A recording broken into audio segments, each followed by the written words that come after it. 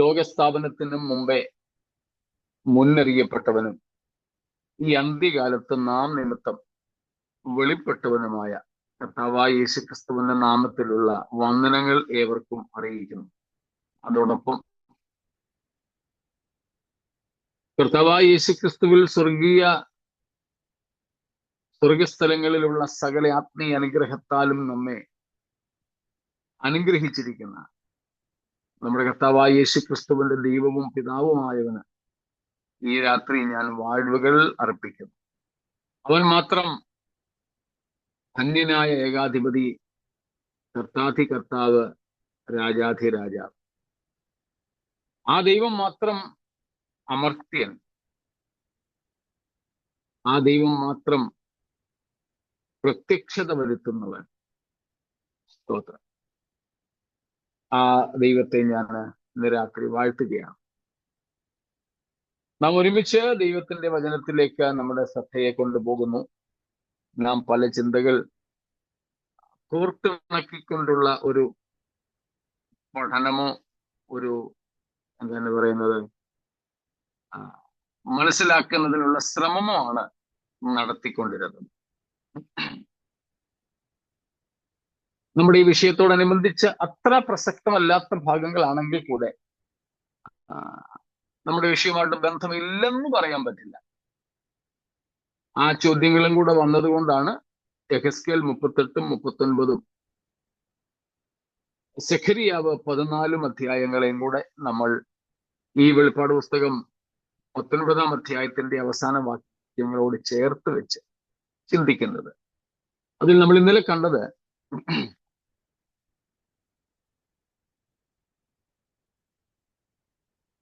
ലോക ഘടികാരമാണ് യഹൂദൻ. സകല ലോക സംഭവങ്ങളുടെയും താക്കോൽ എന്ന് പറയുന്നത് യഹൂദനാണ്.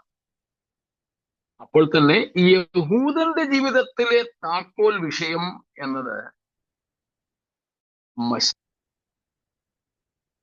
മശിഹയെ അവർ എങ്ങനെ കൈക്കൊണ്ടു എന്നതിന്റെ അടിസ്ഥാനത്തിൽ അവരുടെ അംഗീകാരവും നടക്കുക. എന്നാൽ നമുക്ക് വ്യക്തതയോടെ അറിയാം, യോഹന്നാൻ അപ്പോസ്തലൻ ഈ വിഷയങ്ങളൊക്കെ വളരെ ഗൗരവത്തോടെ നമ്മോട് പറഞ്ഞിരിക്കുന്നു. യോഹന്നാന്റെ സുവിശേഷത്തിൽ നമ്മൾ കാണുന്നുണ്ട്, 1-ാമത്തെ അധ്യായം 10 മുതൽക്കുള്ള വാക്യങ്ങളിൽ നമ്മൾ പലപ്പോഴും ഉദ്ധരിച്ചിട്ടുള്ളതാണ്, അതുകൊണ്ട് വായിക്കുന്നില്ല. സ്രഷ്ടാവ് താൻ സൃഷ്ടിച്ച ലോകത്തിലേക്ക് വന്നുകൊണ്ടിരുന്നു. പക്ഷേ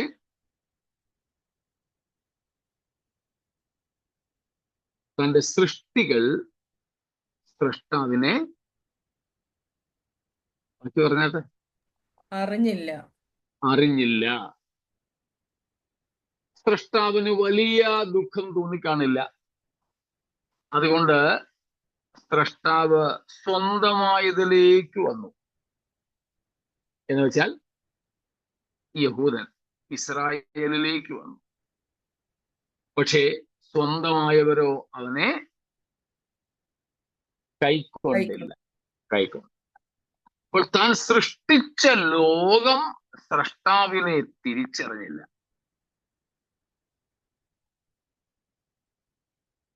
സ്വന്തമായവർ യേശുവിനെ സ്വന്തമെന്ന് കരുതിയില്ല,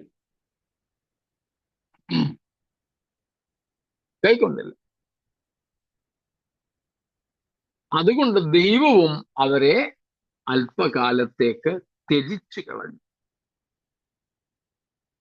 നമ്മൾ 2 തെസ്സലോനിക്കർ 2-ാമത്തെ അധ്യായം 9 മുതൽക്കുള്ള വാക്യങ്ങളിൽ നേരത്തെ വായിച്ചിട്ടുള്ളത് പോലെ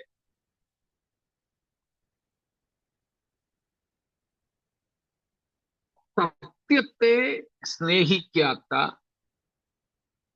സത്യത്തെ വിശ്വസിക്കാത്തവർക്ക് ദൈവം കൊടുക്കുന്ന ഒരു ശിക്ഷയുണ്ട്. അതവിടെ നമ്മൾ കാണുന്നത്, എടുത്തെങ്കിൽ ഒന്നും കൂടെ വായിച്ചോളൂ, ആവർത്തനമാണെങ്കിൽ കൂടെ. അധർമ്മമൂർത്തിയുടെ പ്രത്യക്ഷത നശിച്ചു പോകുന്നവർക്ക് സാത്താന്റെ വ്യാപാര ശക്തിക്ക് ഒത്തവണ്ണം വ്യാജമായ സകല ശക്തിയോടും അടയാളങ്ങളോടും അത്ഭുതങ്ങളോടും അനീതിയുടെ സകല വഞ്ചനയോടും കൂടെ ആയിരിക്കും. അവർ രക്ഷിക്കപ്പെടുന്ന തക്കവണ്ണം സത്യത്തെ സ്നേഹിച്ച് കൈക്കൊള്ളായികയാൽ തന്നെ അങ്ങനെ സംഭവിക്കും. അവർ രക്ഷിക്കപ്പെടുവാൻ തക്കവണ്ണം സത്യത്തെ സ്നേഹിച്ച് കൈക്കൊണ്ടില്ല, അതിനാൽ തന്നെ അങ്ങനെ സംഭവിക്കും. താഴെയും ആ കാര്യങ്ങള് പൗലോസ് പറയുന്നുണ്ട്.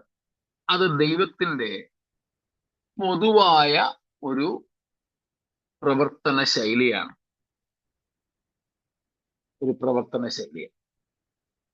യഹൂദനോടുള്ള ബന്ധത്തിലും യഹൂദ ജാതിയോടുള്ള ബന്ധത്തിലും ദൈവം അത് തന്നെ ചെയ്യാൻ പോവുക. അതിനെക്കുറിച്ചുള്ള പ്രവചനമാണ് സെഖരിയാവ് 14 നമ്മൾ ഇന്നലെ കണ്ടത്. അത് ഏറ്റവും ഒടുവിൽ നമ്മൾ പറഞ്ഞു നിർത്തിയത് ഓർമ്മ കാണുമായിരിക്കുമല്ലോ. ഓർമ്മയുണ്ടോ ആർക്കെങ്കിലും?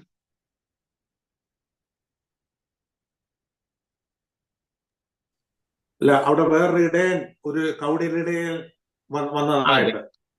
അതെ, യേശുക്രിസ്തു നല്ല ഇടയനായി ആടുകൾക്ക് വേണ്ടി തന്റെ ജീവനെ കൊടുക്കുന്നവനായും കൊടുപ്പാനായും വന്നപ്പോൾ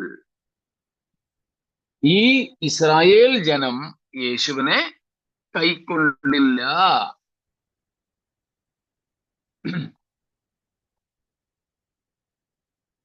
ഉപേക്ഷിച്ചു. ഈ യേശുവിനെ, നസ്രായനായ യേശുവിനെ ഞാൻ എന്ത് ചെയ്യണമെന്ന് പീലാത്തോസ് ചോദിക്കുമ്പോൾ ഇവർ ആർത്തു വിളിച്ചു, അവനെ ക്രൂശിക്കാം, അവനെ ക്രൂശിക്കാം. ക്രൂശിച്ചു. പക്ഷേ ദൈവം അവരെ ശിക്ഷിക്കുന്ന 2 ശിക്ഷാ രീതികൾ നമ്മൾ ഇന്നലെ കണ്ടു. പാസിംഗ് ത്രൂ ദ റോഡ്, കോലിന്റെ കീഴെ കൂടെ അവരെ വിടുന്നു. കൂടാതെ അവരെ തീച്ചൂളയിലൂടെ ഉലയിൽ ഉരുക്കി ശുദ്ധി ചെയ്യപ്പെട്ട അവസ്ഥയിൽ അവരെ ആക്കി തീർക്കുന്നു. ഈ 2 ശുദ്ധീകരണ പ്രക്രിയകളിലൂടെയാണ് ഇസ്രായേലിന്റെ യഥാസ്ഥാപനം നടക്കുന്നത്. The restoration of Israel will happen only through these 2 divine tajrubas, divine strategies.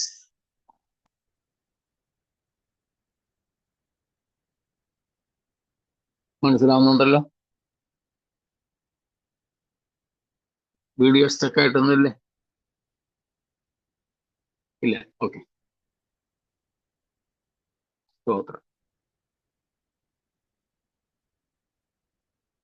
അതാണ് നാം ഏറ്റവും ഒടുവിലായിട്ട് ഇന്നലെ നോക്കിക്കൊണ്ടിരുന്നത്. സെഖരിയ പ്രവചനം 14-ാമത്തെ അധ്യായത്തിൽ നിന്നും. അതിൽ 11-ാമത്തെ അധ്യായത്തിൽ നമ്മൾ ചില കാര്യങ്ങൾ കണ്ടു. പ്രത്യേകിച്ച് 11-ന്റെ 16-ാമത്തെ വാക്യത്തിൽ. അതുപോലെ തന്നെ 14-ന്റെ 2-ൽ സെഖറിയ 14:2, 14-ന്റെ 2-ൽ നമ്മൾ കാണുന്നു. 2-ാമത്തെ വാക്യം കൂടെ വായിക്കാമല്ലോ. ഞാൻ സകല ജാതികളെയും യെരൂശലേമിനോട് യുദ്ധത്തിനായി കൂട്ടിവരുത്തും. നഗരം പിടിക്കപ്പെടുകയും വീടുകളെ കൊള്ളയിടുകയും സ്ത്രീകളെ വഷളാക്കുകയും നഗരത്തിന്റെ പാതി പ്രവാസത്തിലേക്ക് പോവുകയും ചെയ്യും.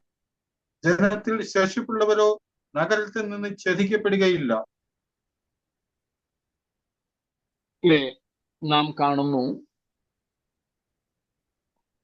യെരൂശലേം പിടിക്കപ്പെടുന്നു. കുറെ ആൾക്കാർ കൊല്ലപ്പെടുന്നു. സമ്പത്ത് അപഹരിക്കപ്പെടുന്നു.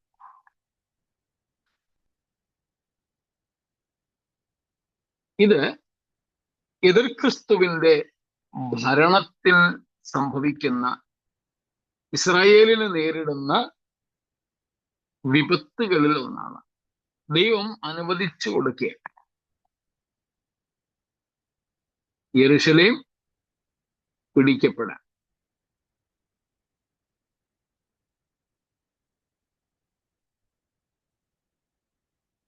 നമ്മൾ അതുകൊണ്ടാണ് വെളിപ്പാട് പുസ്തകത്തിൽ നിങ്ങളൊരു ഓർക്കുന്നുണ്ടാവും, ഒരു അളവ് നടന്നു. 11-ാമത്തെ അധ്യായം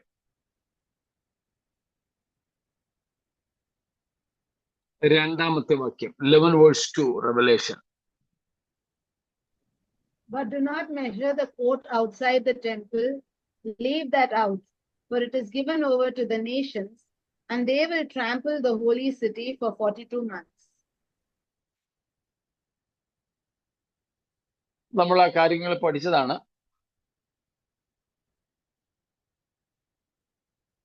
യെരൂശലേം അളക്കാതെ വിട്ടേക്കാൻ പറഞ്ഞു. കാരണം അത് 42 മാസത്തേക്ക് ജാതികൾക്ക് ചവിട്ടാൻ കൊടുത്തിരിക്കുക. നാം അതേ സംബന്ധിച്ചും 2 പ്രയോഗങ്ങൾ ഇതിനോടകം പഠിച്ചിട്ടുണ്ട്.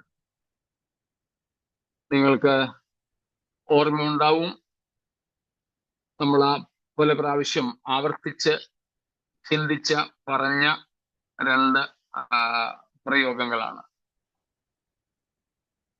ഒന്ന്,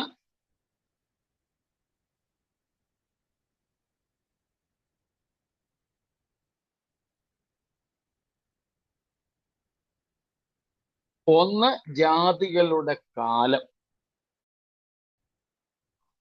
മറ്റൊന്ന് ജാതികളുടെ സംഖ്യ. ജാതികളുടെ സംഖ്യ. ജാതികളുടെ കാലം എന്ന് പറയുന്നത് രാഷ്ട്രീയപരവും ജാതികളുടെ സംഖ്യ എന്ന് പറയുന്നത് ആരാധന അഥവാ മതപരവുമാണ്.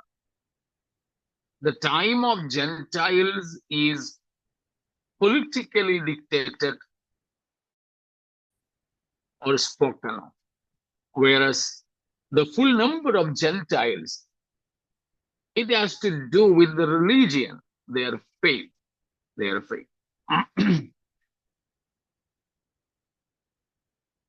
അതാണ് ഇവിടെ പറയുന്നത്. യെരൂശലേമിനെ ജാതികൾ ആക്രമിക്കുന്നതും അവർ യെരൂശലേമിനെ കൊള്ളയിടുന്നതും ഇത് മഹാപീഡനത്തിന്റെ ആരംഭകാലങ്ങളിൽ സംഭവിക്കുന്ന കാര്യമാണ്.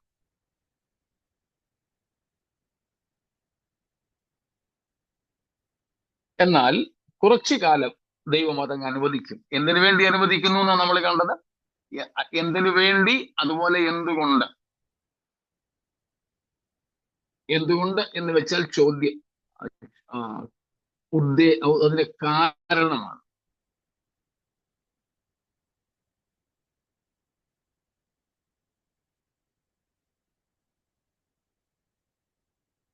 ഇസ്രായേലിന്റെ പാപം. ഇസ്രായേൽ യഹോവയെ കൈക്കൊള്ളാതെ തള്ളിക്കളഞ്ഞതും.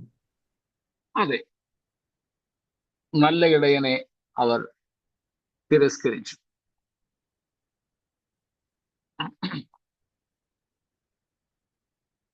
എന്തുദ്ദേശത്തിന് വേണ്ടിയാ?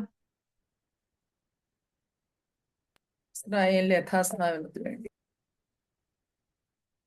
ഇസ്രായേലിന്റെ യഥാസ്ഥാനത്വത്തിന്. കാരണം ഇസ്രായേലിന്റെ പാപം, ഉദ്ദേശം അവരുടെ യഥാസ്ഥാനം അല്ലെങ്കിൽ യഥാസ്ഥാപനം. പക്ഷെ എങ്ങനെ? കോലിൻ കീഴെ കൂടെയും തീയിൽ കൂടെയും അല്ലെങ്കിൽ ഉലയിൽ.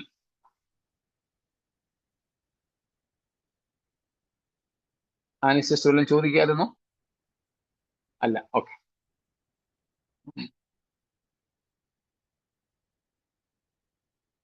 എങ്ങനെയാണ് ഈ ഉലയിലൂടെ, ഈ ഫർണസിലൂടെ അവരെ നടത്തുന്നത്?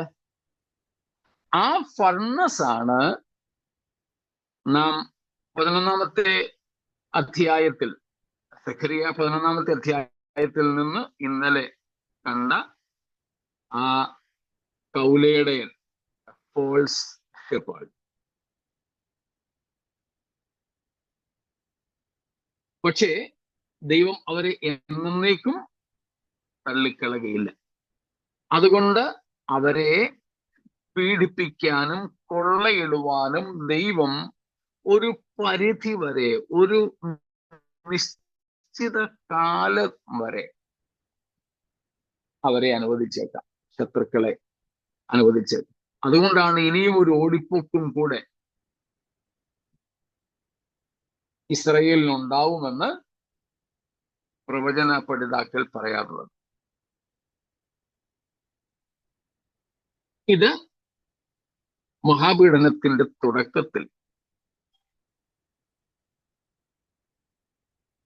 ഏതാണ്ട് പതിയെ പതിയെ തുടങ്ങി ഏതാണ്ട് മധ്യത്തോടെ അതിന്റെ മൂർധന്യതയിലെത്തുന്ന ഒരു യുദ്ധമാണ്.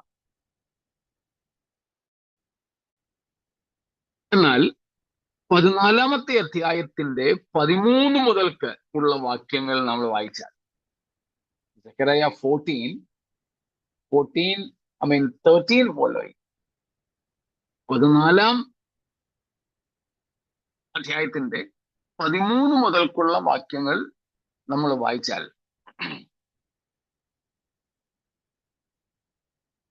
അവിടെ ഈ മഹാപീഡനത്തിന്റെ ഏതാണ്ട് അവസാനത്തോടെ സംഭവിക്കുന്ന, ദൈവം ഇസ്രായേലിന് വേണ്ടി ഇറങ്ങി വന്ന് യുദ്ധം ചെയ്യുന്ന ഒരു ചിത്രമാണ് കാണുന്നത്.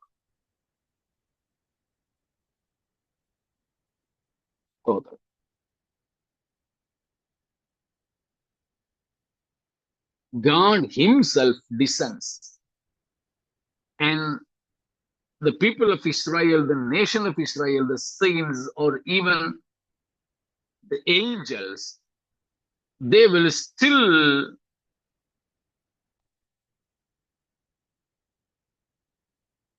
be redeemed. ദൈവം ഇവരെ ശത്രുവിന്റെ കൈകളിലേക്ക് ഏൽപ്പിച്ചു കൊടുത്തു മഹാപീഡന കാലത്ത്. പക്ഷേ അതിന്റെ അവസാനത്തിങ്കൽ ദൈവം എന്ത് ചെയ്യുകയാ? തീച്ചൂളയിൽ നിന്ന് ഇവരെ വലിച്ചെടുക്കുകയാണ്.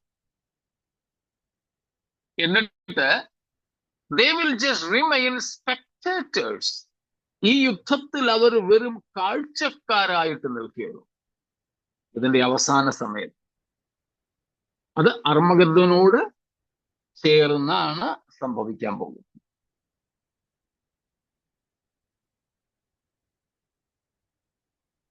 ക്രിസ്തു, നമ്മൾ പാട്ട് പാടുന്നത് പോലെ, തകർക്കുന്ന രാജരാജനായി ഇവരുടെ മുൻപടയും പിൻപടയുമായി ദൈവം ഇറങ്ങും. ഈ യഹൂദന്മാർ അവിടെ വെറും കാഴ്ചക്കാരായി മാത്രം കാര്യങ്ങളെ കണ്ടത്. ആ ഒരു ചിത്രമാണ് നാം സഖറിയ 14-ന്റെ 13 മുതൽക്കുള്ള വാക്യങ്ങളിൽ കാണുന്നത്. ഇതൊക്കെ സംഭവിക്കുന്നതിന് ഇതിനെക്കുറിച്ച് വ്യാഖ്യാതാക്കൾ, അവർക്ക് വ്യത്യസ്തമായ അഭിപ്രായങ്ങളുണ്ട്. ചിലർ പറയുന്നത് ഇത് വെറും എന്താണ് പറയുന്നത്, സാങ്കല്പികം, ദൃഷ്ടാന്ത് പറയാൻ, ഉപമകൾ പറയാൻ, ഉപമാനങ്ങൾ പറയാൻ വേണ്ടി ജസ്റ്റ്, സത്യത്തിലല്ല. സഖറിയ പ്രവചനത്തിൽ ഉപമാനങ്ങൾ, സാദൃശ്യങ്ങൾ ധാരാളം പറയപ്പെട്ടിരിക്കുന്നത് കൊണ്ട് ഈ യുദ്ധവും വെറും സാദൃശ്യം മാത്രമാണ്, അസലായ യുദ്ധമല്ലെന്ന് ചിന്ത വെച്ച് പുലർത്തുന്ന വേദപഠിതാക്കൾ ധാരാളമുണ്ട്. എന്നാൽ മറ്റൊരു കൂട്ടർ ഇതിനെ കരുതുന്നത് ഇല്ല, ഇത് സൂചനാത്മകമായിട്ടൊന്നും പറഞ്ഞിരിക്കുന്നതല്ല, അക്ഷരീകമായിട്ട് തന്നെ നടക്കാൻ പോകുന്ന യുദ്ധം. നിങ്ങൾ എന്ത് പറയുന്നു? ഇത് ജസ്റ്റ് ഫിഗറേറ്റീവ് ആണോ അതോ അസലായിരിക്കുമോ?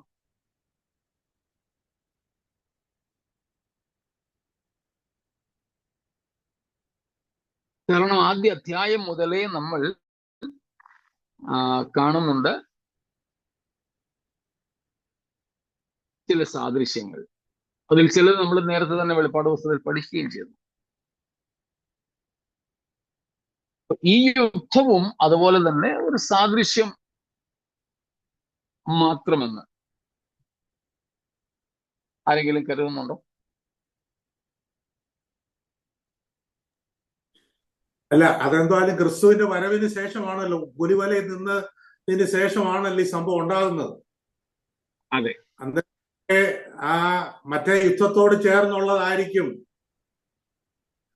അത് ഒരു ചിലർ പറയുന്ന ആറ്റമിക് വാർ ആയിരിക്കും, അതുകൊണ്ട് ആ കണ്ണ് അവിടെ അളിഞ്ഞു പോകുന്നു എന്നൊക്കെ പറയുന്ന maybe it is an atomic war. തീർച്ചയായും.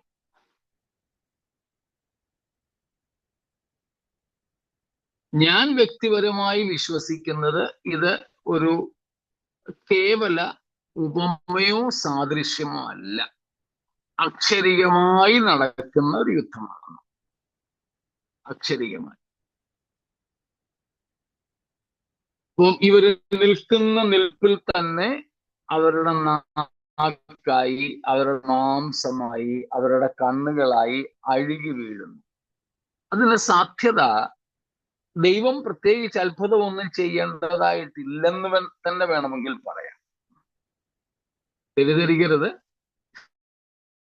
മനസ്സിലാക്കാം. ഈ സംഭവത്തിന് ദൈവത്തിന് ഒന്നും ചെയ്യണമെന്ന് തോന്നുന്നില്ല. എന്താ കാര്യം? ഇന്ന് ബയോളജിക്കൽ ബോംബ്സും ആറ്റമിക് ബോംബ്സ്, കെമിക്കൽ, മനസ്സിലാകുന്നുണ്ടല്ലോ, ഇങ്ങനെയെല്ലാമുള്ള ആയുധങ്ങൾ ഇന്ന് മനുഷ്യൻ കരുതി വെച്ചിട്ടുണ്ട്. അപ്പോൾ ആ ഒരു കെമിക്കൽ റിയാക്ഷൻ ആകാം ശരീരത്തിൽ ജീവനോടെ നിൽക്കുമ്പോൾ തന്നെ കണ്ണ് തൽസ്ഥാനത്ത് നിന്ന് അപ്രത്യക്ഷമാകുന്നു. കാണാൻ വേണ്ടി നോക്കുന്നു, കാണാൻ വയ്യ. ഒരുത്തും പറഞ്ഞു, അയ്യോ ദാ എന്റെ നാക്ക് പോയി. മൊത്തം പറയാൻ പറ്റത്തില്ലായിരിക്കും, പക്ഷെ കാണാൻ മറ്റവന് കാഴ്ചയില്ല.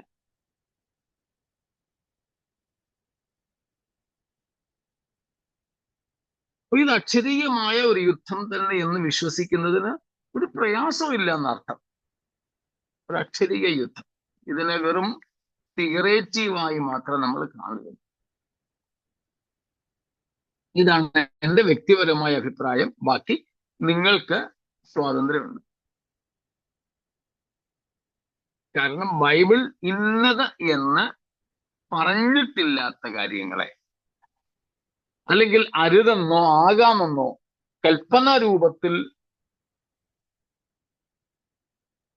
നമുക്ക് ലഭിച്ചിട്ടില്ലാത്തത് കൊണ്ട് പൊതുവായ തത്വം അനുസരിച്ച് അതിൽ നമുക്ക് ഉത്തരം കണ്ടെത്താൻ ശ്രമിക്കാം. പൊതുവായ തത്വം. പക്ഷേ ഇതിൽ ദൈവത്തിന്റെ വായിൽ നിന്ന് വരുന്ന ശ്വാസത്താലൊക്കെ നശിപ്പിക്കപ്പെടുന്നുണ്ടല്ലോ ആ കൂട്ടത്തിൽ. അങ്ങനെ ആയാലും ഈ സംഭവം നടക്കാമല്ലോ. തീർച്ചയായിട്ടും. ഇനിയും ആരെങ്കിലും ഇതിനെ ദൈവീയ അത്ഭുതമായിട്ട് നിഷേധിക്കുന്നെങ്കിൽ കൂടെ നമുക്കൊരു പ്രയാസവും ഇല്ല. ഇത് സംഭവിക്കും എന്നുള്ളതിന് ഇന്നത്തെ ലോകരാഷ്ട്രങ്ങളുടെ പക്കലെ ആയുധ ശേഖരങ്ങൾ മാത്രം മതി.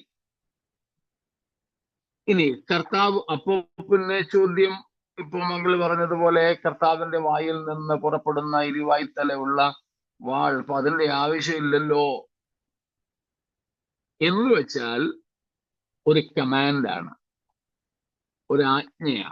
കർത്താവ് പറയുക, അല്ലെങ്കിൽ കർത്താവ് ഉദ്ദേശിക്കുക, ഇപ്പോൾ ഈ യുദ്ധം നടക്കട്ടെ. അതാണ് നാം സഖറിയ 14 വായിക്കുന്നത്. ഇവരെന്ത് ചെയ്യും? തമ്മിൽ തമ്മിൽ കൊല്ലും.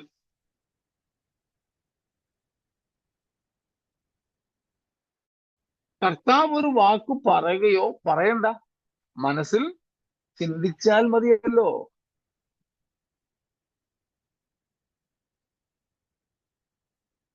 സ്തോത്രം. മനസ്സിലാവുന്നുണ്ടല്ലോ?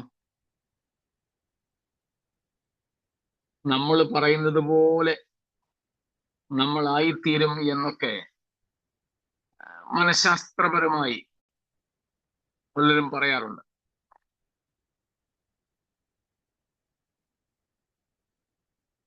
നമ്മൾ പറഞ്ഞാൽ ഈ പറഞ്ഞതുപോലെ നമുക്ക് ഭവിക്കുമെന്ന് എനിക്ക് ഓർമ്മയുണ്ട്. എന്റെയൊക്കെ ചെറുപ്പത്തിലെ ഞങ്ങളൊക്കെ രക്ഷിക്കപ്പെടുന്ന എൻ്റെ പേരൻസും ഗ്രാൻഡ് പേരൻസും ഒക്കെ, വല്യമ്മച്ചിമാരും വല്യമ്മച്ചിമാരും ഒക്കെ മരിക്കുന്നതിന് മുമ്പ് ചിലപ്പോ കുട്ടികളല്ലേ എന്തെങ്കിലും തമാശയ്ക്ക് പറയും. ഉദാഹരണത്തിന്, ഞാൻ ചില കണ്ടിട്ടുണ്ട്, ആഹാ ആളൊക്കെ നന്നായല്ല എന്ന് പറയുമല്ല, നിന്റെ കണ്ണി ചുണ്ണാമ്പ്. പഴയ ആൾക്കാർക്കൊക്കെ മനസ്സിലായിട്ടുണ്ടാവും. നദറിലകാന, കണ്ണ് വെക്കുക.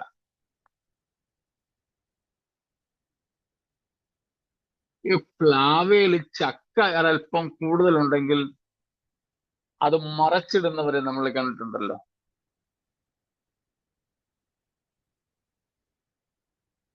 നെഗറ്റീവായിട്ടുള്ളതൊക്കെ മനസ്സിൽ നിന്ന് മാറ്റിക്കളയുന്ന നമ്മുടെ കൂട്ടത്തിലും ഇന്ന് പലരും പ്രസംഗിക്കാറുണ്ട്. അതിന് സഹായമായിട്ട് യോബിനെ എടുക്കും. ഞാൻ ഭയപ്പെട്ടത് തന്നെ എനിക്ക് സംഭവിച്ചു എന്ന് അദ്ദേഹം ഒരിടത്ത് പറയുന്നുണ്ട്. അപ്പൊ ഒരു സാധാരണ മനുഷ്യൻ പറയുന്നത് പോലെ സംഭവിക്കുവാൻ സാധ്യതകളുണ്ട് എങ്കിൽ സർവശക്തനായ ദൈവം കേവലം തന്റെ ശക്തിയുള്ള വചനത്താൽ ഈ മുഴു പ്രപഞ്ചത്തെയും സൃഷ്ടിച്ചവൻ. സ്തോത്രം. ഈ ജനം തമ്മിൽ തമ്മിൽ തല്ലിച്ചാകട്ടെ എന്ന് മനസ്സുകൊണ്ടൊന്ന് ആഗ്രഹിച്ചാൽ മതിയല്ലോ, പറയേണ്ട ആവശ്യം പോലും ഇല്ല. അപ്പൊ ഇതിനെ ശാസ്ത്രീയമായി പറഞ്ഞാൽ ഇന്ന് ആധുനിക ലോകം സ്വരുക്കൂട്ടി വെച്ചിരിക്കുന്ന ജീവനാശകമായ ആയുധ പ്രയോഗങ്ങൾ കൊണ്ട് സംഭവിക്കാം. മറ്റൊന്ന്, ഇനി ആ ഒരു എന്താണ് പറയുന്നത്, കാര്യം കൊണ്ട് തന്നെ സംഭവിച്ചാലും അതിന് ദൈവം ആഗ്രഹിക്കുകയോ പറയുകയോ കൽപ്പിക്കുകയോ ചെയ്താൽ കാര്യം ഏറെ എളുപ്പമായി.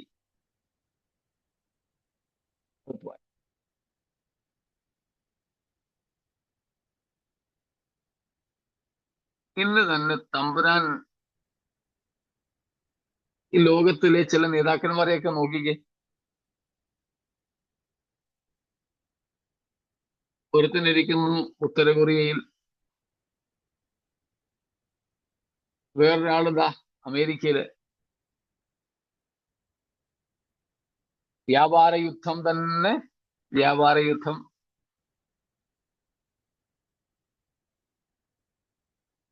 ചൈനയില്. ഇവരുടെയൊക്കെ മനസ്സിൽ എന്നാൽ പിന്നെ ഈ കരുതി വെച്ചിരിക്കുന്ന ഈ ആയുധത്തിൽ ഒരെണ്ണമൊന്ന് പൊട്ടിച്ചു നോക്കാതെ ഒന്ന് ചിന്തിച്ചാൽ പോരെ. എന്നാൽ അതിന് അനുവദിക്കാതെ ഇവരെ പോലും നിയന്ത്രിച്ചു വെച്ചിരിക്കുന്നത് നമ്മുടെ ദൈവമാണെന്ന് വിശ്വസിക്കാൻ എന്താ പ്രശ്നം? അത്രേ ഉള്ളൂ ഇവിടുത്തെ വിഷയം. ഇവരുടെ എല്ലാം പക്കൽ ലോകത്തെ തന്നെ പല ആവർത്തി കത്തിച്ച് ചാമ്പലാക്കാനുള്ള കാര്യങ്ങളുണ്ടത്രേ. പക്ഷെ എന്തുകൊണ്ട് ഇതുവരെ സംഭവിച്ചില്ല? ഞാനും ചാകും നിന്നെ കൊല്ലുമെന്നും പറഞ്ഞ് ഇവനങ്ങ് ചെയ്താൽ പോരായിരുന്നു? എന്തുകൊണ്ട് പറ്റുന്നില്ല, ചെയ്യുന്നില്ല? നമുക്കറിയാം, ദൈവം അവരെ നിയന്ത്രിക്കുന്നു.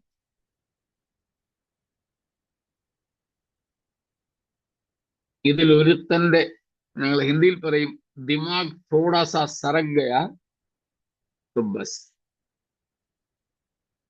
എന്ന് വെച്ചാൽ അവന്റെ ചിന്ത, അവന്റെ ബുദ്ധി ഒരല്പം എവിടെയെങ്കിലും ഒന്ന് ഉരസിയാൽ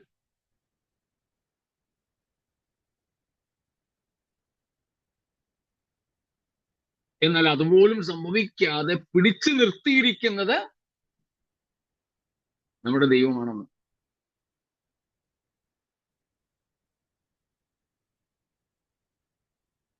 ട്രെയിനിലൊക്കെ യാത്ര ചെയ്യുമ്പോൾ പേഴ്സും മൊബൈലും ചിലപ്പോൾ ലാപ്ടോപ്പ് ഉണ്ടെങ്കിൽ ലാപ്ടോപ്പും ഒക്കെ ആയിട്ട് യാത്ര ചെയ്യുക. ഞാൻ പലപ്പോഴും പ്രിഫർ ചെയ്യുന്നത് സൈഡ് ലോവർ സീറ്റാണ്. അപ്പൊ ഈ സൈഡ് ലോവർ സീറ്റില് ഞാൻ ഈ ബാഗും എല്ലാം കൂടെ വെച്ചുകൊണ്ട് കിടക്കുക.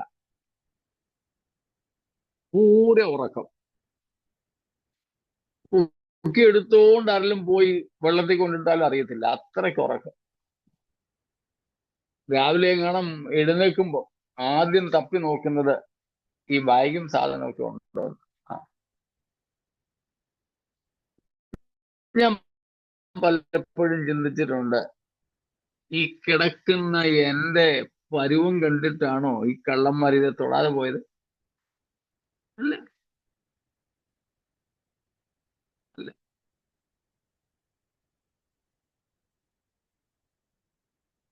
ദൈവം നിയന്ത്രിക്കുന്നു സകലത്തെയും. ഇവിടെയും അത് തന്നെ സംഭവിക്കുന്നത്. അപ്പൊ ഈ വെപ്പൺസ്, ഈ വിധമായ ആയുധങ്ങളൊക്കെ പ്രയോഗിച്ചോട്ടെ, പക്ഷേ തമ്മിൽ കൊല്ലാനും ഈ വിധമായ നാശോന്മുഖമായ അവസ്ഥയിലേക്ക് എത്തിക്കാനും ദൈവം ഒന്ന് മനസ്സ് വെച്ചാൽ മതി. ഇവരുടെയൊക്കെ ചിന്തകളിലൂടെയും കരുതലുകളിലൂടെയും തന്നെ ഇതെല്ലാം സംഭവ്യമാണ്.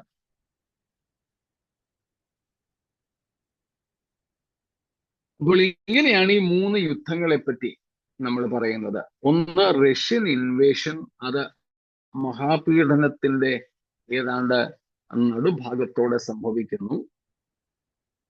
എന്നാൽ ഈ സഖരിയ 14 ഈ 13 മുതൽക്കുള്ള വാക്യങ്ങളിൽ നടക്കുന്ന കാര്യങ്ങൾ, ദൈവം, ക്രിസ്തു നേരിട്ട് ഇസ്രായേലിന് വേണ്ടി ഇറങ്ങി അവരുടെ അന്തിമമായ യഥാസ്ഥാപനത്തിന് വേണ്ടി പ്രവർത്തിക്കുന്നതാകയാൽ അത് അർമഗദ്ദോനോടുകൂടെ അതിന്റെ മൂർത്തിമത് ഭാവത്തിലേക്ക്, ക്ലൈമാക്സിലേക്ക് എത്തുന്നതുമാണ് എന്ന് നമുക്ക് മനസ്സിലാക്കാം.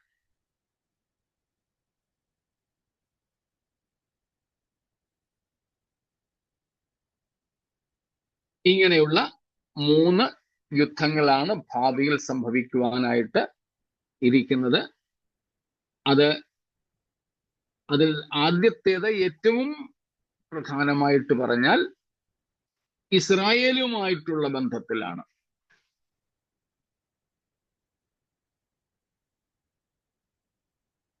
ഇത്രയും കാര്യങ്ങൾ വ്യക്തമാണോ?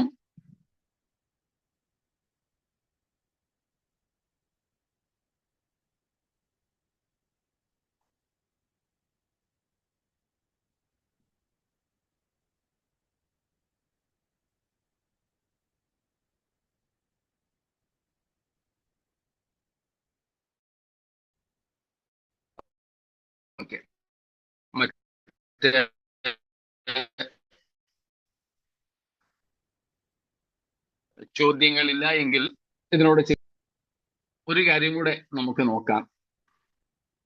പ്രത്യേകിച്ച്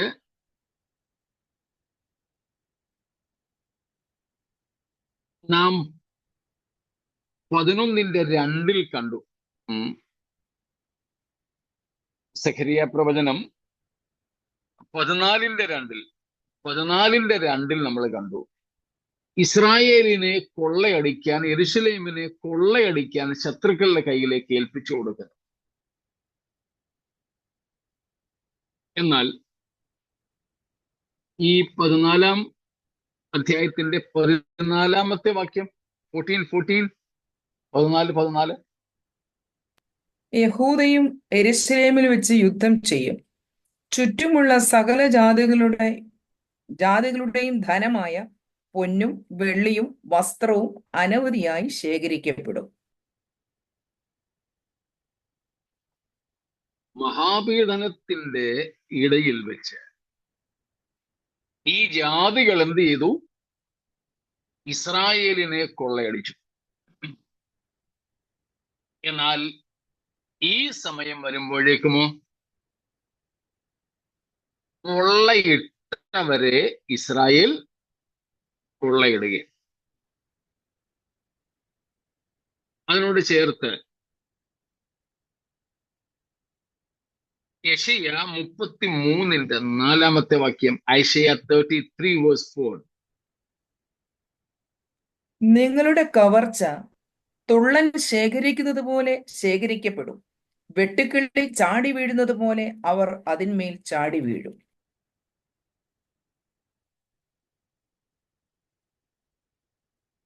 എഹെസ്കേൽ 39:10, എസെക്കിയേൽ 39:10.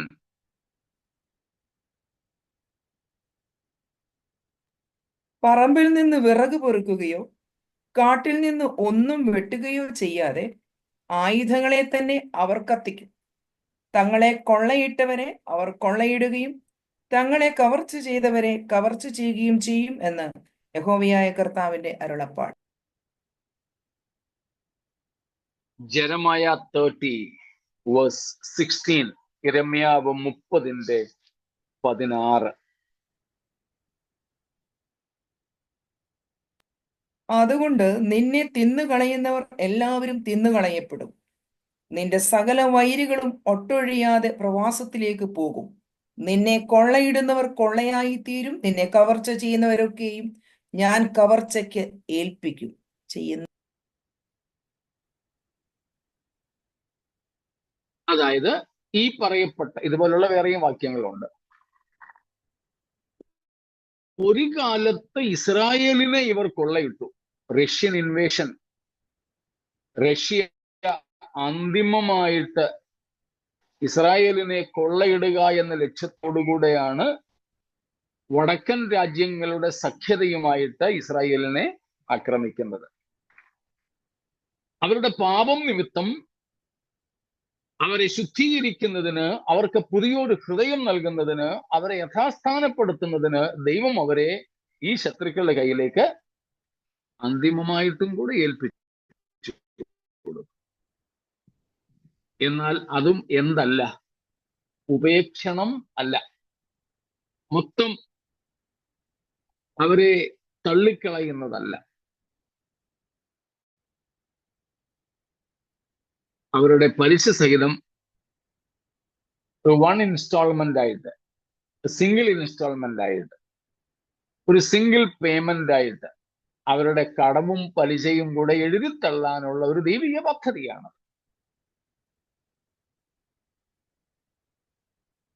ആ ദൈവിക പദ്ധതി പൂർത്തീകരിക്കപ്പെടുന്നതോടുകൂടെ അവരുടെ പാപങ്ങൾ ക്ഷമിക്കുന്നു.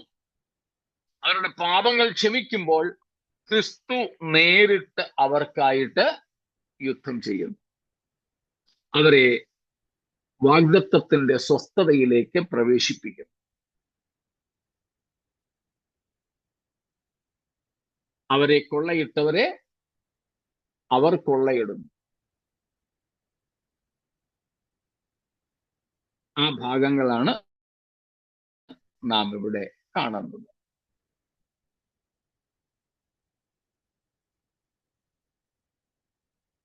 ഇത്രയും കാര്യങ്ങള് വ്യക്തമാണോ? ആ രണ്ട് ഭാഗങ്ങൾ വിശദീകരണം ഇനി ഇതിന് ഒത്തിരി ഉണ്ട്. വിസ്താര ഭയം കൊണ്ട് ഞാൻ ആ ഭാഗങ്ങളിലേക്ക് പോകാതിരിക്കുക.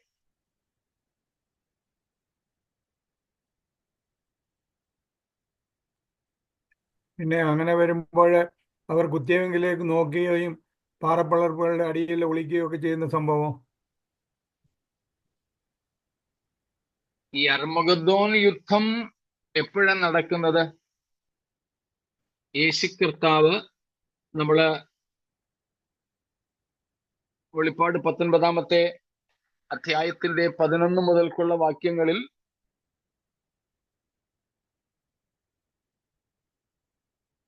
പത്തൊൻപതിന്റെ 11 മുതലുള്ള വാക്യങ്ങളിൽ യേശുക്രിസ്തുവിന്റെ ഭൂമിയിലേക്കുള്ള രണ്ടാമത്തെ പ്രത്യക്ഷതയെ കുറിച്ച് കണ്ടല്ലോ.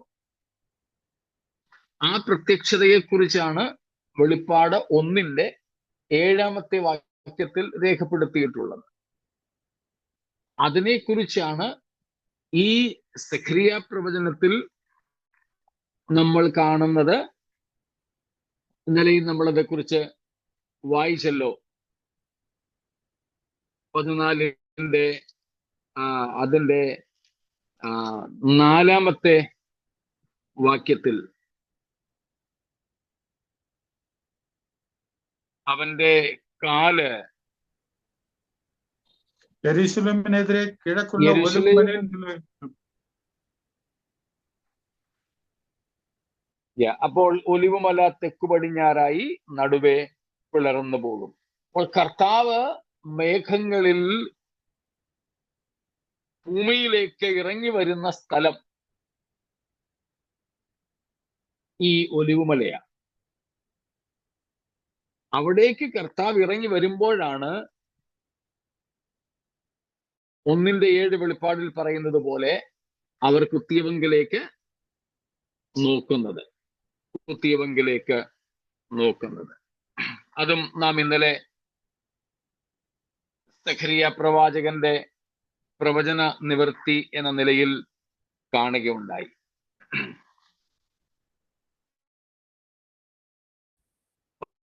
അധ്യായത്തിന്റെ 10 വാക്യത്തിൽ അവർ കുത്തിയിട്ടുള്ളവങ്കിലേക്ക് നോക്കും, ഏകജാതനെ കുറിച്ച് വിലപിക്കുന്നത് പോലെ അവർ വിലപിക്കും എന്നൊക്കെയുള്ള പ്രവചനം നിവൃത്തിയാവും.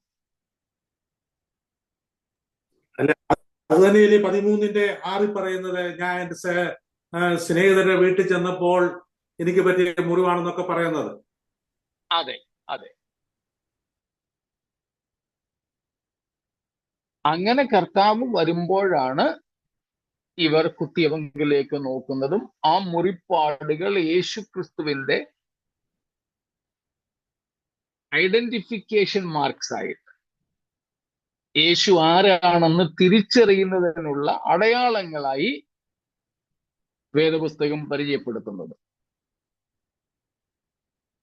അപ്പോഴാണ് ഇസ്രായേലിന് വേണ്ടിയിട്ട് ക്രിസ്തു നേരിട്ട് യുദ്ധം ചെയ്യുന്നത്. ഇസ്രായേലിന് യുദ്ധം ചെയ്യേണ്ടതായിട്ട് വരുന്നില്ല. അവർക്ക് എന്തുമാത്രം ചെയ്താൽ മതി? കൊള്ള ശേഖരിച്ചാൽ മാത്രം മതി. വേറെ ഒന്നും ചെയ്യണ്ട അവർക്ക്.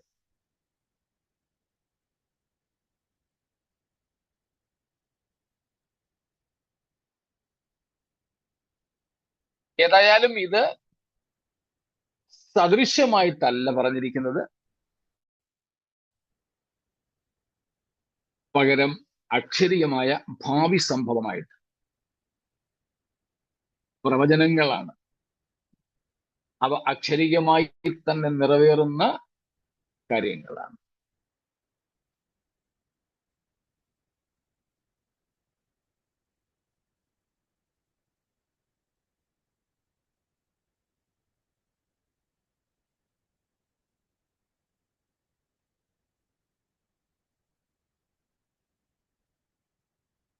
ഇതേ സംബന്ധിച്ച് മറ്റൊന്നുമില്ല എങ്കിൽ നമുക്ക് 19 അധ്യായം ഇവിടെ നിർത്താം.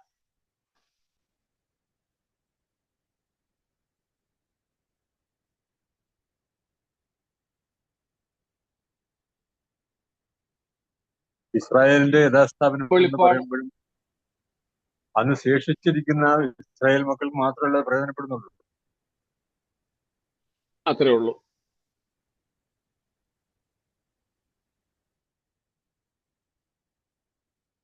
അന്ന് ജീവനോടിരിക്കുന്നവരെ മാത്രമേ വ്യക്തിപരമായിട്ട് ഈ വിഷയം ബാധിക്കുകയുള്ളൂ. എന്നാൽ ഇസ്രായേൽ എന്ന രാഷ്ട്രം അല്ലെങ്കിൽ ഒരു ജാതി എന്ന കണക്ക് ഇസ്രായേലിനെ മൊത്തമായിട്ടും അത് പ്രയോജനപ്പെടുന്നു. What does that mean, Pastor? What is the need? What does that mean? As a nation and as a nation. Yeah. Israel,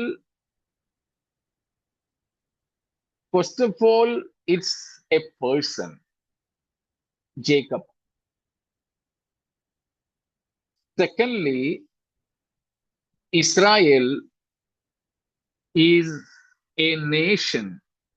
That means a people group, the descendants of Jacob, who was surnamed Israel. Thirdly, it's a geographical area or a country where these Israelites occupied or they reside. Israel എന്ന് പറയുന്നതിന് മൂന്ന് പ്രധാനപ്പെട്ട അർത്ഥങ്ങൾ. ഒന്ന്, ഇതൊരു വ്യക്തിയാണ് Israel. യാക്കോബിന്റെ മറുപേരാണല്ലോ Israel. രണ്ട്, ആ ഇസ്രായേൽ എന്ന മറുപേരുള്ള യാക്കോബിന്റെ സന്തതി പരമ്പരകൾക്ക് ലഭിച്ച പേരാണ് ഇസ്രായേൽ. അവിടെ ഒരു വ്യക്തിയല്ല, ഒരു സമൂഹമാണ്. ഒരു സമൂഹം എന്നതിനേക്കാൾ ഒരു ജാതിയാണ്, ഒരു ദേശമാണ്, ഒരു ഗോത്രമാണ്. മൂന്ന്, ഇസ്രായേൽ എന്ന് പറയുന്നത് ഈ ഇസ്രായേൽ എന്ന് മറുപേരുള്ള യാക്കോബിന്റെ മക്കളായ തലമുറകളായ ഇസ്രായേൽ പാർത്തു വരുന്ന അവരുടെ സ്വന്തം രാഷ്ട്രത്തിന്റെ ഭൂമിശാസ്ത്രപരമായ പേരും കൂടെയാണ് ഇസ്രായേൽ. അപ്പോൾ ഇവിടെ Israel as A nation, Israel ഒരു ദേശം അല്ലെങ്കിൽ ഒരു ജാതി എന്ന നിലയിൽ രക്ഷിക്കപ്പെടും അല്ലെങ്കിൽ അവരെ യഥാസ്ഥാനപ്പെടുത്തും എന്ന് പറഞ്ഞാൽ, ഈ ജാതിയെ, ആ ഒരു ഗോത്രത്തെ, ആ ഒരു വംശത്തെ മുഴുവനും കൂടെ ദൈവം വീണ്ടെടുക്കുന്നു, യഥാസ്ഥാനപ്പെടുത്തുന്നു എന്നാണ് അർത്ഥം. So when we say God or this nation Israel will be saved, that means the whole of Israel. Those who will be living at that time, none will be lost. All will be saved. That is what is called the nation. Every individual included in that nation Israel. That was what you meant? Yeah. Yes, Pastor. Okay, okay. Got it. എന്നാൽ അതിന്റെ പ്രയോജനം ജോണച്ചൻ ചോദിച്ചതുപോലെ അല്ലെ പറഞ്ഞതുപോലെ അന്ന് ജീവനോടിരിക്കാവൂ പോയവർക്കൊന്നും അതിന്റെ പ്രയോജനം ഉണ്ടാവില്ല. അവർക്കൊക്കെ അതാത് കാലങ്ങളിൽ ഇന്റർനെറ്റ് ഒന്ന് വലിഞ്ഞായിരുന്നു. ഇപ്പോഴോ നോ, ഓക്കെ, ശരി.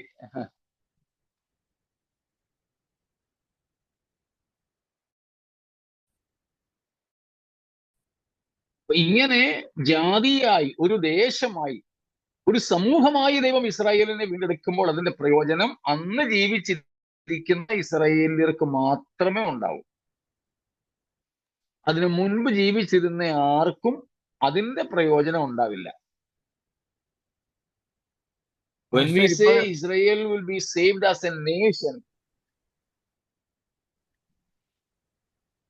when we say Israel will be saved as a nation, that doesn't mean that all Israelites whoever lived beginning from Abraham, Isaac and Jacob will be saved. No.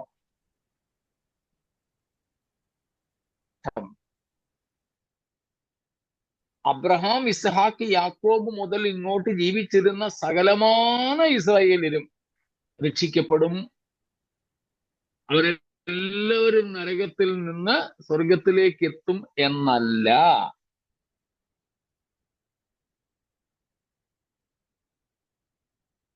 അതിനകത്ത് കോരഹും കൂട്ടരും ഉണ്ട്. അതിനകത്ത് ശൗലും കുടുംബവും ഉണ്ട്.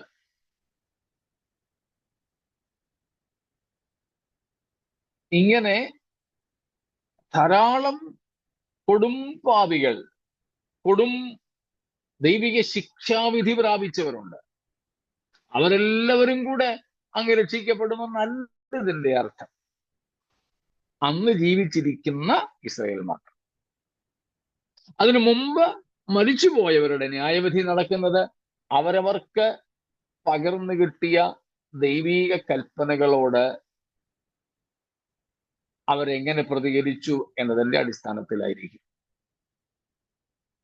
മോശയുടെ ഭാഷയിൽ പറഞ്ഞാൽ, പൗലോസിന്റെ ഭാഷയിൽ പറഞ്ഞാൽ, ന്യായപ്രമാണം ലഭിച്ചവർക്ക് അത് അനുസരിച്ചുവോ എന്നതിന്റെ അടിസ്ഥാനത്തിൽ. യേശുവിന്റെ കാലത്ത് ജീവിച്ചിരുന്ന യഹൂദന്മാർക്ക് അവർ യേശുവിനെ എങ്ങനെ കൈകാര്യം ചെയ്തു, സ്വീകരിച്ചു എന്നതിന്റെ അടിസ്ഥാനത്തിൽ.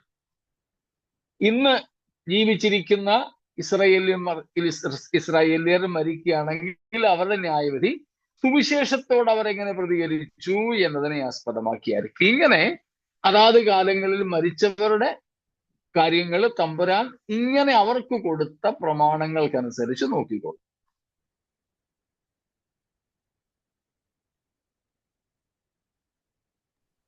മാസ്റ്റർ, ഇന്ന് അനേകം പേര് ഇസ്രായേൽ ജോലിക്കും പോയ മലയാളികളുണ്ട്, കൃഷിക്ക് കയറി പോയവരുണ്ട്. അങ്ങനെ അനേകർ ഇപ്പൊ ഇസ്രായേലിൽ ഇപ്പൊ താമസിക്കുന്നുണ്ട്, യഹൂദന്മാരല്ലാത്തവർ. അവരിതിൽ ഉൾപ്പെടുമോ? ഇല്ല. കാരണം കർത്താവ് ഇപ്പൊ വരികയാണെങ്കിൽ അതൊക്കെ അവിടെ ഉള്ളവരില്ലേ അതില്ല. അവര് ഇസ്രായേൽ ഭൂമിശാസ്ത്രപരമായ രാജ്യത്തിലാണെന്നേ ഉള്ളൂ, ജാതീയമായ ഇസ്രായേലിയ രാജ്യത്തിൽ അല്ല.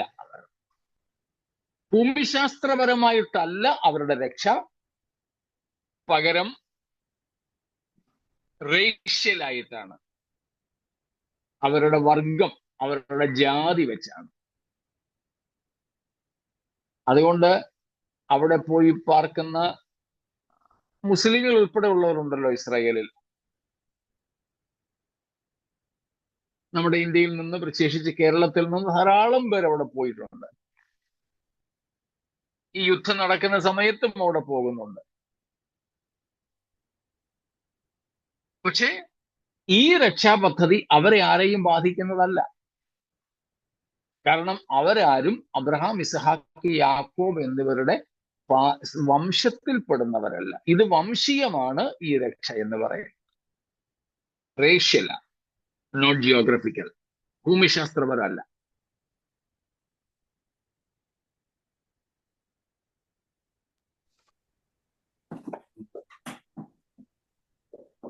മറ്റുള്ളവരുടെ രക്ഷ യേശു ക്രിസ്തു കൂടെ മാത്രമേ ഉള്ളൂ. ഇവർക്കും അത്രേ ഉള്ളൂ. അല്ല, മറ്റുള്ളവർക്കെന്ന് മാത്രമല്ല, അന്ന് ജീവിച്ചിരിക്കുന്നവരൊഴിച്ച് ഉള്ളവർക്കെല്ലാം യേശു ക്രിസ്തു കൂടി മാത്രമേ ഉള്ളൂ. Yeah. ഇനി അന്ന് ജീവിച്ചിരിക്കുന്ന ഇവർക്കും അത്രേ ഉള്ളൂ. കാരണം ഇവരുടെ ഈ രക്ഷ എങ്ങനെയാ?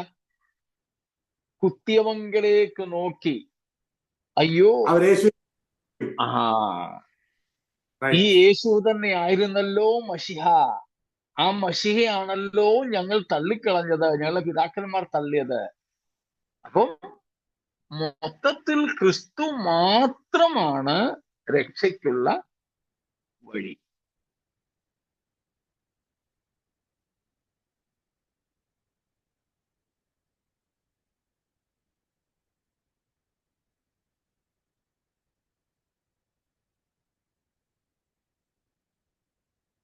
മറ്റൊന്നുമില്ലെങ്കിൽ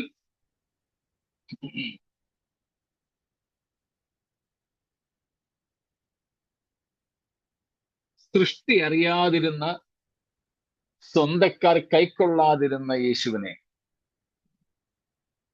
നാം തള്ളപ്പെട്ടവരായിരുന്നെങ്കിലും, നികൃഷ്ടന്മാരും ഹീനന്മാരും ഏതുമില്ലാത്തവരുമായിരുന്നുവെങ്കിലും സ്വീകരിപ്പാൻ ഭാഗ്യം ലഭിച്ചല്ലോ. അത് നിമിത്തം നമുക്കും പുത്രസ്വീകാര്യത ലഭിച്ചു.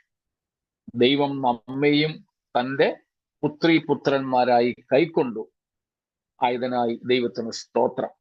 ആ കൃപയിൽ നിലനിൽക്കുവാൻ ദൈവം നമുക്കെല്ലാവർക്കും കൃപ ചെയ്യട്ടെ. കർത്താവിന്റെ വരവനായി നമുക്ക് ഒരുങ്ങാം. ക്രിസ്തുവുമായിട്ടുള്ള ബന്ധം മാത്രമാണ് നമ്മെ നിത്യതയിലേക്ക് എത്തിക്കുന്നത്. ക്രിസ്തുവിനെ കൂടാതെ ഒരു രക്ഷിതാവുമില്ല. അതുകൊണ്ടാണ് പത്രോസും യോഹന്നാനും കൂടെ യഹൂദ മത നേതാക്കന്മാരോട് വിളിച്ചു പറഞ്ഞത്, മറ്റൊരുത്തനിലും രക്ഷയില്ല. ആകാശത്തിന്റെ കീഴിൽ ഭൂമിക്ക് മീതെ മനുഷ്യരുടെ ഇടയിൽ നാം രക്ഷിക്കപ്പെടേണ്ടതിന് നൽകപ്പെട്ട ഏകനാമം യേശു എന്ന നാമമാണ്. ആ നാമമല്ലാതെ മറ്റൊരു നാമം നൽകപ്പെട്ടിട്ടില്ല. ആ നാമത്തിൽ വിശ്വസിച്ച് നമുക്ക് നിത്യജീവനെ പ്രാപിക്കുവാൻ ദൈവം ഭാഗ്യം തന്നല്ലോ.